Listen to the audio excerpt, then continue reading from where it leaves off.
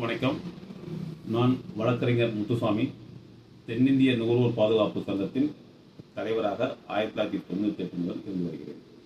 இன்னைக்கு recovery of loan, recovery of credit card dues சம்பந்தமாக சில விழிப்புணர்வு தகவல்களை உங்களுடன் பகிர்ந்து கொள்கிறேன். இன்னைக்கு பார்த்தீங்கன்னா லோன் கொடுக்கறதும் சரி, லோன் வசூல் பண்ணுறது எல்லாமே அவுட் சோர்சிங் மெத்தடாக பண்ணுறாங்க.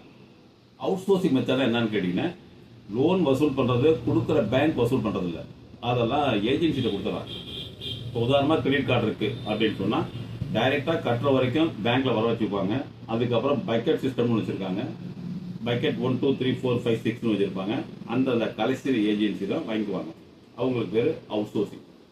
6 மாதத்துக்கு மேலே போச்சுன்னு சொன்னால் ரெக்கவரி ஏஜென்சி. இந்த அவுட் சோர்சிங்கில் என்ன பிரச்சனைன்னு கேட்டிங்கன்னா, அந்த அவுட் சோர்சிங் ஏஜென்சியை எடுத்துருக்கிறவங்க பெரும்பாலும் ரிட்டையர்ட் போலீஸ் ஆஃபீஸர் அல்லது அரசியல்வாதி தான் எடுத்திருப்பாங்க. அதனால அவங்க ரிசர்வ் வங்கியுடைய விதிமுறைகளுக்கு முரணாகவும் சட்டத்துக்கு முரணாக வசூல் பண்ணுறதையும் மட்டும்தான் வேலையாக வச்சிருப்பாங்க. எந்த அளவுக்கு போனாலும் அவங்க போய் மிரட்டு வசூல் பண்ணுவாங்க. அப்போ அவங்க அவுட் சோர்சிங் வசூல் ஏஜென்ட்டுக்கு வந்தாங்கன்னா நம்ம என்ன பண்ணணும், என்னென்ன ப்ரிகாஷனரி ஸ்டெப்ஸ் எடுத்துக்கணும் அப்படின்னு சொல்லி கேட்டீங்கன்னா, அவுட் சோர்சிங் ஏஜென்சி வந்தாங்க அப்படின்னு சொன்னால் நீங்க அவுட் சோர்சிங் ஏஜென்சி தானா அப்படிங்கிறதுக்கான ஆத்தரைசேஷன் லெட்டரை கொடுங்க அப்படின்னு சொல்லி கேட்கணும்.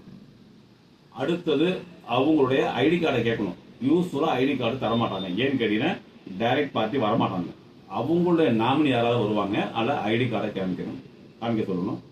அதே மாதிரி காலையில் 7 மணிலேருந்து நைட்டு 7 மணி வரைக்கும் தான் வசூல் பண்ணுறதுக்கு அவங்களுக்கு அதிகாரம் இருக்கு. அதே மாதிரி தான் டெலிகாலர்லையும் கேட்பாங்க.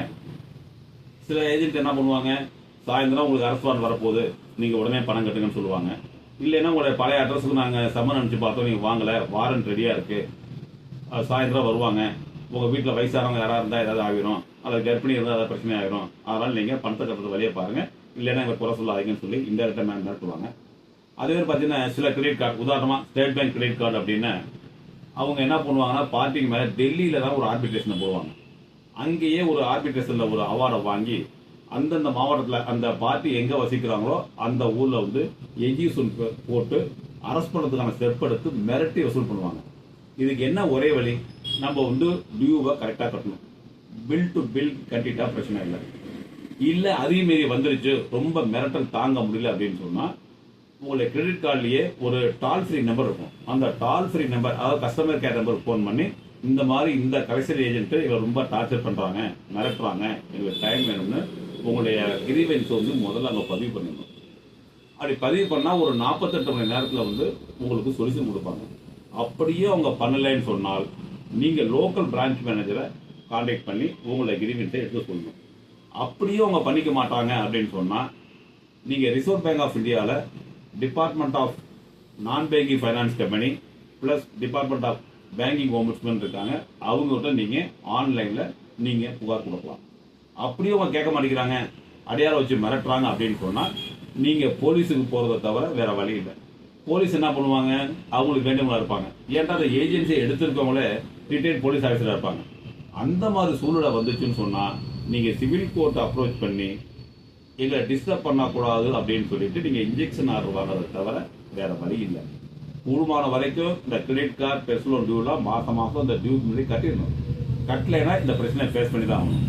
அடுத்தது பார்த்தீங்கன்னா, இப்போ லோன் ரெக்கவரி ஏஜென்சி அப்படின்னு இந்தியாவில் இருக்கிற எல்லா பேங்குமே ரிலையன்ஸ் ரீகன்ஸ்ட்ரக்ஷன் இந்தியா லிமிடெட் அப்படிங்கிற கம்பெனிட்ட ஒப்படைச்சிட்டாங்க. அவங்களோட வேலை என்னன்னு கேட்டீங்கன்னா, நேஷனலைஸ் பேங்க்லேருந்து வர வேண்டிய லோனை எல்லாம் அவங்க அடியார்கள் துணை கொண்டு அல்லது வேற தேர்ட் டிகிரி மெத்தட்லையோ லீகலாவையோ அவங்க வசூல் பண்ணுற வேலையை பார்ப்பாங்க. அதனால் கடன் கொடுத்த பேங்க் வராது, ரெக்கவரி ஏஜென்சி தான் வருவாங்க. அனதர் ஒன் எக்ஸாம்பிள் பார்த்தீங்கன்னு சொன்னால், இப்போ ரிலையன்ஸ்லாம் ஹவுசிங் லோன் தராங்க. அவங்க என்ன பண்ணாங்க, பணம் கட்டலைன்னா 2வது டியூலேயே கல்கட்டாவில் கேஸ் போடுறாங்க. யாருக்கு கல்கட்டா போக முடியும்?